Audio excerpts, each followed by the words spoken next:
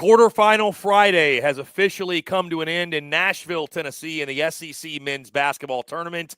Both Florida and Alabama winning big tonight and punching their ticket to the semifinals. Hello, everyone. I'm Chris Phillips. He is lead basketball analyst Dave Shumate. We are here reacting, breaking down everything that we saw in the late session of the quarterfinals here on Friday. Guys, as always, make sure you like, subscribe, turn on notifications. Check us out via podcast. If you get your podcast, you can also find us across all social media platforms as well as our website, secunfiltered.com. And as always, we're powered by our friends over at FANDUEL. Visit FANDUEL.com/SECU to join today and get started with a $200 in bonus bets when you win your first $5 bet. Once again, that's FANDUEL.com/SECU to get $200 in bonus bets today. Guys, we are back reacting to the final two games of quarterfinals Friday at the SEC men's basketball tournament in Nashville, Tennessee.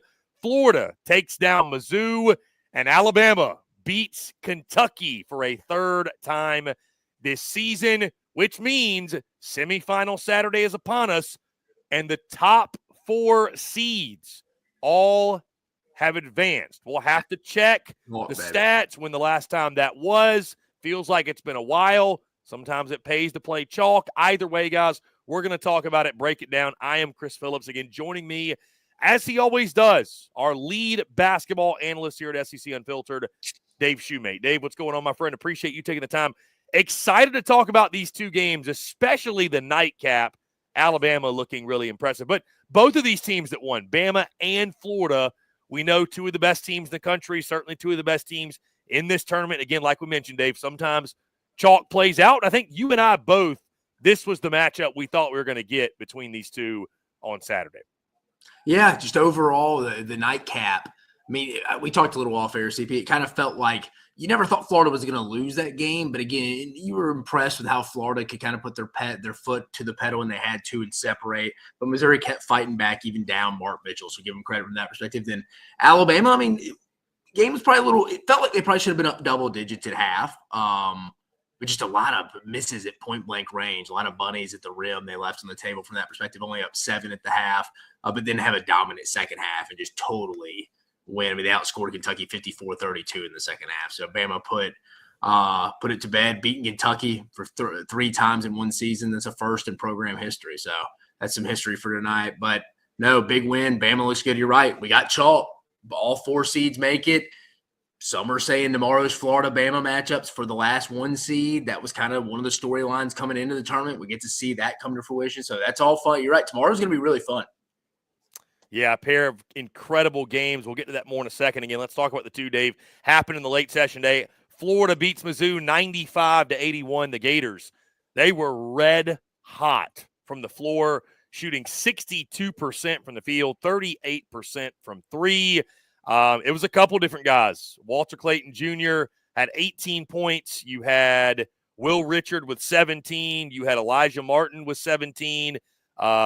Thomas Ho with 16. So a bunch of different guys making big-time contributions. Mizzou shoots 44% from the field, 25% from three. Tamar Bates leading the way with 16 points for them. Tony Perkins with 13, and Anthony Robinson the second with 13. We mentioned the injury to Mark Mitchell. That was a big one, obviously, for Missouri. Dave, when you look at Mizzou specifically, they get eliminated. But your thoughts on the Tigers? You and I talked about them yesterday. I still think this is going to be a really exciting team in the NCAA tournament. I think with Tamar Bates, what Caleb Grill can do. Obviously, they got to get the Grill going. He did have 11 points this game, went 2 of 7 from 3, 3 from 10 for the field. But I still like Mizzou as a really dangerous team in March Madness. But they ran into a buzzsaw that is the Florida Gators. And you mentioned it too, David. I think you made a good point. The fact that Mizzou beat Florida at their place, the Tigers were going to have all of the Gators' attention. You could tell that was the case in this game. Extra incentive, 100%. Like you said, if you wanted to say what Florida had to play for, maybe they've already locked in the number one seed. None of us know. We'll find out on Sunday. But like, if Todd Golden had any motivation, it's probably yes. I get to get Missouri. That'll be a reason to get my team motivated, and Florida can continue to play their best basketball. But I do think they're playing the best basketball in the country right now, Chris. I do. I think for the whole season they weren't the best team, and maybe that's because they weren't healthy. But I think right now, I would probably go with them over anyone right now. Not saying by a wide margin, but I think they're the most complete team when you're talking. The backcourt gets so much notoriety. But that front court, man, Thomas Houck, Alex Condon, Ruben Chenulu, Micah Handelgotten's back. All those guys, man, are just really good players, physical, athletic specimens to some extent. But, yeah, impressive win for Florida. You kind of felt pretty good about that one going into it, but Walter Clayton doing Walter Clayton things, 18 points, 6 for 8 from the field, 3 or 4 from beyond the arc. But they just have so many ways they can beat you. At least 2 out of 3 of those backcourt guys are always, I feel like, having really good games, and that's going to be tough. They're going to be a tough out for anybody. Dave, putting you on the spot here, is Florida the SEC's best chance at winning a national championship? Right now, yeah, I think Florida, Auburn, Alabama all have a pretty good chance, I would say. As good as a chance as you have in a 68-team tournament. But, yeah, I would say Florida, I would rank right now as my most confident in to go win on Monday night in San Antonio. But long way to go. But, man, since they have been healthy, since that Alabama game about 2 weeks ago now, it's been scary. They beat Alabama, controlled a lot of that from most of the second half of that second half on, beat a pretty good Ole Miss team by 20-plus at home, led from start to finish against a good Missouri team today. I know they were Mark Mitchell-less, but still, they're kind of kicking ass and taking names right now and playing their best basketball when it matters. And we got a showdown tomorrow, so that'll be interesting. But no, Florida's scary. Yeah, like you mentioned, Dave, Florida's so deep, so complete. Star power all throughout that roster. Again, number of ways they can beat you. The other game, Dave, tonight we mentioned, and I said it off air to you, I'll say it again, Alabama put belt to ass to the Kentucky Wildcats. Obviously, no Lamont Butler made a big impact in this game for the Cats, and again, they were shorthanded, and so maybe Otega Owe goes out. Yeah, Yeah, he's 1 for 6 from the field, doesn't shoot a three-pointer, 8 points in the game. Like you mentioned, he was out for a little bit. But Alabama was fantastic in the ball game. 50%, 51% from the field, 38% from three-point range. You look at their leaders in this ball game, Dave, Philon with 21 points. You had Stevenson with 16, Mark Sears with 13, Holloway with 13, Dubate with 13. Bunch of guys making a big impact for them. Kentucky shoots 38% from the field, 26% from three. Carr with 18, Williams with 16 for the Cats. And I want to focus here, Dave, on Alabama because, again, I was just giving the praise and the roses to Florida about, should they be or are they the SEC's best shot? But you've made the point many times when Alabama's playing their best, there may not be a better team in the country. There may not be a team with a higher ceiling than Bama when it's all clicking. The thing Nate Oates, and if you're an Alabama fan, you had to like tonight is they were about to for sure the under 10-minute mark before their first turnover. They've been a turnover-prone team, and with the way they play up-tempo in the Nate Oates system, they're going to have more turnovers than most teams. But they only ended up with 10 tonight. If Bama can keep turnovers under 12 most nights, and they're not giving teams extra possessions and they're getting shots off, they're going to be tough to beat. They keep it at 10, they're going to be tough to beat. But, yeah, them and Florida, I think, have the highest ceilings in the league. And Florida right now maybe even have the highest floor. I think Auburn has a higher floor than Alabama, most consistently. But, no, tomorrow that game is going to be a blast tomorrow. But I think tonight it was a big LeBaron Philon game. Bama kind of did what they wanted the second half. Again, 54-32, outscoring Kentucky. Felt like they should have been up by more in the first half.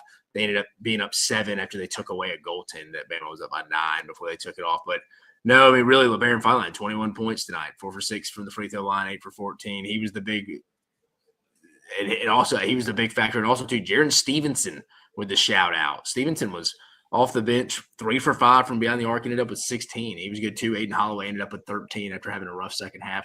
But that's when Bama's at their best. They're limiting turnovers, not giving up extra possessions, 10 turnovers. That's key. Let's be honest, though. That wasn't a full-strength Kentucky team. Alabama's beaten not a full-strength Kentucky team, but as full-strength as they've been this year in Lexington earlier. But still, for Kentucky now, what are we talking about, CP? It's going to probably be a 3-4 seed in the NCAA tournament, probably 3, because they do have some good wins. But they have a win over Duke. and 2 wins over Tennessee. They swept Tennessee. I mean, Kentucky has some really good wins. So, I mean, Kentucky's going to be a 3 seed. How do you feel? I mean, it's all going to be about Lamont Butler. I mean, I think he's going to come back from everything you read, for going to the KSR board and stuff like that. Matt Jones and them do a good job. Like, it feels like he's going to at least give it a go, but he's got to stay healthy. I don't know. Kentucky getting to the second weekend will be interesting. I feel like we say this a lot, but like it will totally depend on matchups because they're just not very good defensively, and they're banged up right now. Dave, do you think for Kentucky, I mean, maybe this is a silly question because we're talking about Kentucky, but for them, whether year one for Mark Pope is a success or not, is it really just all going to be determined by how far they go in the NCAA tournament? Is that really going to I think if he can win a game in the tournament, it's a success because you got to factor in so many injuries they've had this year. Like, I mean, Andrew Carr had a lower back injury in and out. He still wears the brace when he goes to the bench. You have Kerr Kriisa, who's kind of their alpha. It's been out forever now. I don't forget he's on the team, but you just see him on the bench. He hadn't played really since their Duke game, I feel like. Ortega always dealt with some injuries. He got hurt tonight. You have Lamont Butler, Jackson Robinson, all been dealing with injuries. So, I mean, I think if they won a game in the tournament, it's kind of like, hey, I mean, I think sometimes he inherited 0 players when he got there is a little overrated in basketball because it's like, I mean, a lot of teams just turn over rosters every year. So it's a little overrated, especially at a place like Kentucky. But I think overall, I mean, if they won a tournament game, factor in all the injuries, Lamont Butler's for sure not going to be healthy, 100% healthy. I mean, I give the season a B. His first year, I mean, I think he's done a really good job bringing in the fan base and embracing it. I mean, you know, Cal used to just brag about his NBA draft picks. I think Kentucky fans were like, no, man, we want to accomplish some championships here. And Cal did have success, won plenty of SEC championships and regular season championships, won national title. But I think Mark Pope being a Kentucky guy, I think people embrace him more. So I think that gives him a little more like brownie points, bonus points when you're factoring in a letter grade for his first year. So, Dave, this sets up what is going to be an electric semifinal Saturday at the SEC tournament in Nashville, 1 o'clock Eastern, 12 o'clock Central. We've got the 1 seed Auburn taking on the 4 seed Tennessee. And then at 3:30 Eastern, 2:30 Central, the 2 seed Florida will take on the 3 seed Alabama. Dave, both those games are on ESPN. We talked earlier, Dave, about the spread for the first game, Auburn, Tennessee. I believe you guessed earlier 3. I was a half a point off. I told you it was 3.5. That spread since then, so what was that, about 6 hours ago or so? That roughly. That spread has jumped Auburn minus 4.5. So the money is coming in on the Tigers in that game, maybe as you would expect. I don't think that's really all that surprising. Florida-Alabama line is out, Dave. You got a visual? What's your guess on that one? I'm going to go Florida minus 2. Florida minus 3.5. 3.5. Gators are a 3.5 point favorite over Bama via our friends over at FanDuel. The over-under is set at 170.5. So it's going to be a fun one. Early feel, Dave, on those 2 games tomorrow, Auburn, Tennessee, Florida, Bama. Early feel. I'm going to go. I like Auburn against Tennessee. Me too. I like Auburn against Tennessee. Wouldn't be surprised if Tennessee won, but I like Auburn against Tennessee. And until I see it, I mean, they've not played a bad game since they've been fully healthy. I got to go with Florida, and I think it's just a bad matchup for everyone really right now when they're playing that well. I mean, again, people talk about that backcourt. It is really good.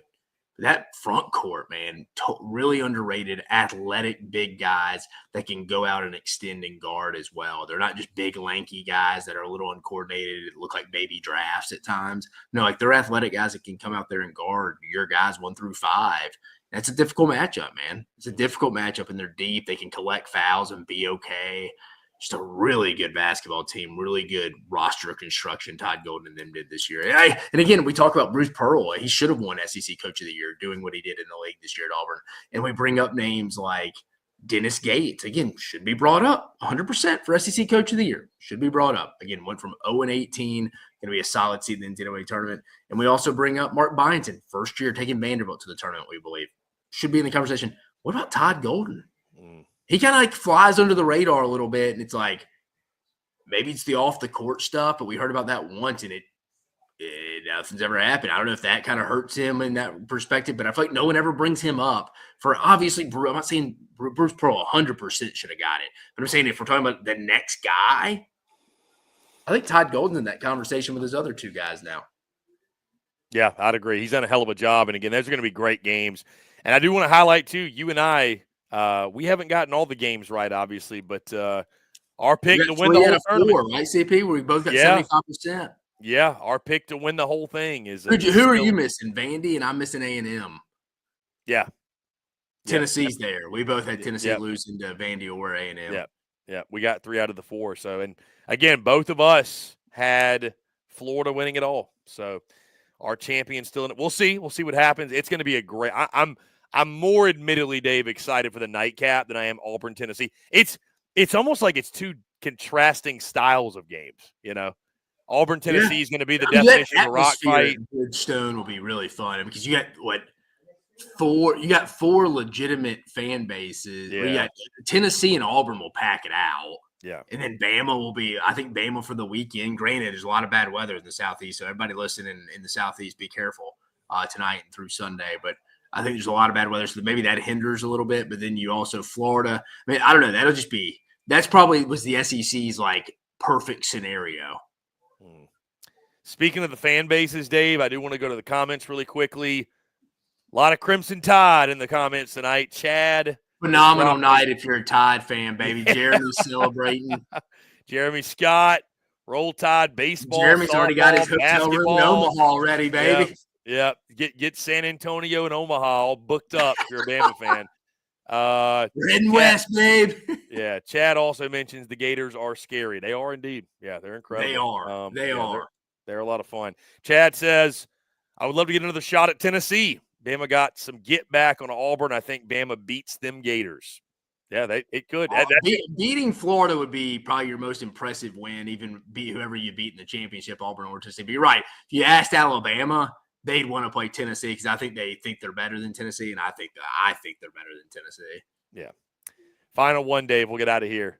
The Bear. The Bear is at a hibernation. Baby. Come on. He can't help but let that. Bama's 1-0 in baseball and conference play. Bears trying to hop on the bandwagon now. He's got too much Bama in him, as a wise man once said. He got too much Bama in him. Bears booking his Omaha reservations. Get it ready. Get it ready. He's making the 12-hour trek from H-Town. We'll keep the light on for you. We got a spot for you, Bear, at the SEC Unfiltered Content House up in Omaha. Jello shots on Bear. Yeah, that's it. First round on Bear, no doubt. Guys, again, appreciate each and every single one of you tuning in. It's a lot of fun. Tomorrow or semifinal Saturday is going to be an absolute blast in Nashville. We'll go live just once tomorrow. Obviously, just 2 games. So after those 2 conclude, we will go live, break it all down, react to it as we've been doing all week, and talk about what's going to be the title game going into Sunday and Selection Sunday. It's going to be an electric Sunday, obviously, with the title game, and we're going to know what the bracket is. So we'll go live twice on that day. We'll keep you on the loop when it comes to content we have going on. But obviously, guys, again, our friends over at FanDuel, a lot of spreads coming out for the games. We're placing our bets. You should as well, because, again, we're brought to you by FanDuel. And this bracket season, FanDuel's letting you make the call because right now new customers get $200 in bonus bets when your first $5 bet wins. That's $200 extra bucks to bet on everything from clutch shots to last-second heartbreaks and even who's cutting down the net. So if you've been waiting to join, there's no better time. There's tourney action almost every day, and FanDuel has amazing bet types like spreads, totals, game props, and so much more. And guys, once again, you see our picks every single day. We're going to continue to do that for the SEC tournament, obviously for March Madness, starting on Tuesday with those play-in games in Dayton. Don't miss out on the action, guys. Go visit FanDuel.com/SECU and get in on the college hoops action all tourney long. Must be 21 and up and present in select states or 18 and up and present in D.C. First online real money wager only. $5 first deposit required. Bonus issued as non-withdrawable bonus bets expire 7 days after receipt. Restrictions apply. See terms at sportsbook.fanduel.com. FanDuel's offering online sports wagering in Kansas under an agreement with Kansas Star Casino, LLC. Gambling problem, call 1-800-GAMBLER or visit FANDUEL.com/RG. Call 1-888-789-7777 or visit ccpg.org/chat in Connecticut or visit mdgamblinghelp.org in Maryland. Hope is here. Visit gamblinghelplinema.org or call 800-327-5050 for 24/7 support in Massachusetts or call 1-877-8-HOPE-NY or text HOPE-NY in New York. Once again, guys, thank you all so much for tuning in. Go ahead, I don't mean to interrupt you. You got to give up. We got to give predictions. It's semi-smart. Who you going with? You got to give your predictions. I will go, man, could we get the Auburn-Alabama rematch in the title game? I'm just thinking out loud here. I am going to go Auburn in the first game. I'm going to stick with my championship pick and go Florida. Like you mentioned, I don't want to overthink this thing. I picked Florida to win. I'm going to stick with Florida, like you mentioned, man. I think they're the hottest team in the country. I think they're the hottest team in the country right now. They're playing the best basketball, like you said. So I think the one first. I'm with you. I think Auburn's going to win that game. They're deeper than Tennessee. I think they'll win that game. Wouldn't be shocked if Tennessee won that game, though. I mean, game was close down at Neville. Came down to a last-second shot, but I think Auburn wins. The second one, I think it's going to be for the last one seed. I was just DMing JBR bracketology. He said he thinks this is going to be for the winner is going to get that last one seed. Remember, just about 2 weeks ago, Florida won at Coleman Coliseum. So a revenge factor, a little bit role reversal for Alabama here. But since Florida's been healthy in that first game against Alabama for 100% for the first time for 100% for the season, they've been just monsters. Just wagons, as the kids call them these days. I can't go against them. I'm going to go Florida. CP, I'm going to go with your original championship pick. I'm going to go Auburn, Florida is my prediction in these semifinal matchups tomorrow. Yeah, Alex says in the comments on YouTube, Florida Gators all the way. Chad says, good pick. He says Auburn Bama is who he thinks that would be a heck of a title game.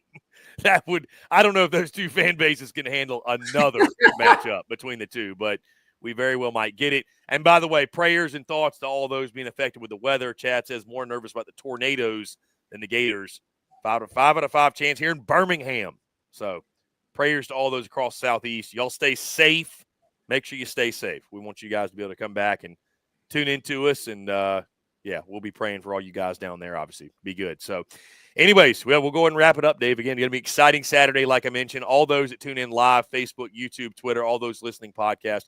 We appreciate each and every single one of you. As always, make sure you like, subscribe, turn on notifications. Check us out via podcast where we get your podcast. You can also find us across all social media platforms as well as our website, secunfiltered.com. For lead basketball analyst here at SECU, Dave Shumate, I'm Chris Phillips. Appreciate each and every single one of you tuning in. Go get you some rest. Semifinal Saturday is around the corner. We'll talk to you all after those games late Saturday night.